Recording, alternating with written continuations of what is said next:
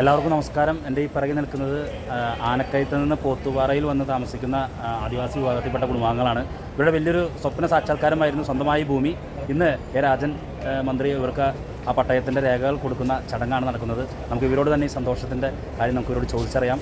2018 മണ്ണിടിച്ചിൽ മൂലം ആനക്കയിൽ നിന്നുള്ള ഒരു പട്ടികവർഗ സെറ്റിൽമെൻറ്റിൽ നിന്ന് വാസയോഗ്യമായിട്ടുള്ള അവരുടെ ഭൂമിയും താമസ സ്ഥലമൊക്കെ നഷ്ടപ്പെട്ട് പോത്തുപാറയിൽ ഇത്ര നാളും വർഷങ്ങളായിട്ട് അവർക്ക് സ്വന്തമായിട്ടൊരു ഭൂമി കിട്ടാതെ നിൽക്കുകയാണ്.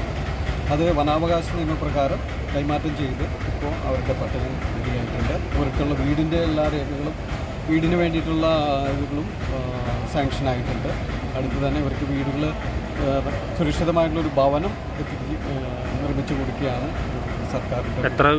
എത്ര പേർക്ക് ഇത് കൊടുത്തിട്ടുണ്ട്? 24 പേർക്ക്. മൂപ്പ സന്തോഷമായോ? നിങ്ങൾ കാത്തിരുന്ന ഒരു വലിയ കാര്യമല്ലേ ഇപ്പോൾ കിട്ടി? ഇപ്പോൾ കാത്തിരുന്ന് 2018 പ്രളയത്തിന് ഞങ്ങൾ ഭൂമി നഷ്ടപ്പെട്ടു പോയതാണ്. പിന്നെ ഞങ്ങൾക്ക് പാറപ്പുറത്തും കാട്ടിൻ്റെ ഉള്ളിലുമൊക്കെ ഷെഡ് വെച്ച് പിന്നെ ലാസ്റ്റ് ഞങ്ങൾ ഈ പോത്തുപാറ എന്ന സ്ഥലത്ത് ഷെഡ് വെച്ച് താമസിച്ചു. 7 വർഷത്തോളം ഞങ്ങളിപ്പോൾ അവിടെ താമസമായി.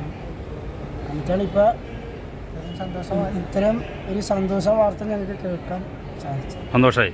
ഇത്ര നാൾ ഭൂമി കിട്ടുമെന്നുള്ളൊരു പ്രതീക്ഷ ഉണ്ടായിരുന്നു. അതിപ്പോൾ കിട്ടിക്കഴിഞ്ഞപ്പോൾ എന്ത് തോന്നുന്നു? സന്തോഷം.